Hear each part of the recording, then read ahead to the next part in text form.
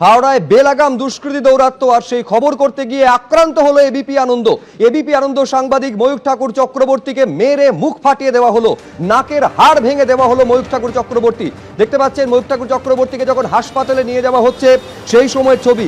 যেভাবে দুষ্কৃতী দৌরাত্ম্য চলছে হাওড়ায়, একেবারে সকলের চোখের সামনে পরপর গুলি করে খুন করে দেওয়া হলো এক ব্যক্তিকে। সেই খবর করতে গেছিলেন এবিপি আনন্দের প্রতিনিধি ময়ূখ ঠাকুর চক্রবর্তী।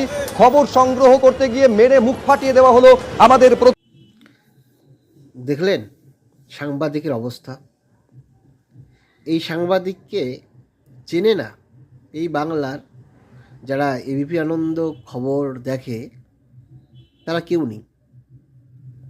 অত্যন্ত ভালো সাংবাদিক তিনি।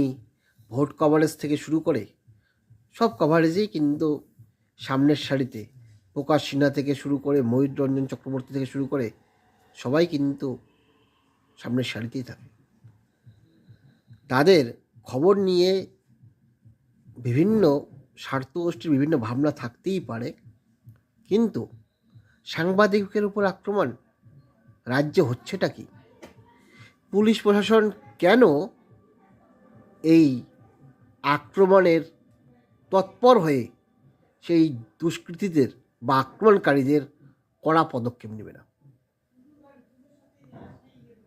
রাজ্যে হচ্ছেটা কি ভাবুন তো। সাংবাদিককে কেন আক্রমণ হতে হবে, আক্রমণের মুখে পড়তে হবে? সাংবাদিক কি কারো ক্ষতি করতে গিয়েছিল? না, কখনোই না। তাহলে সাংবাদিক আক্রমণের মুখে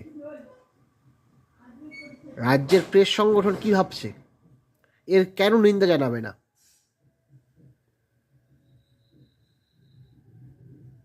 সত্যি না দুর্ভাগ্যের। ময়ূকবাবু তাড়াতাড়ি সুস্থ হয়ে উঠুক এই কামনায় করে নাগরিক মন। ধন্যবাদ।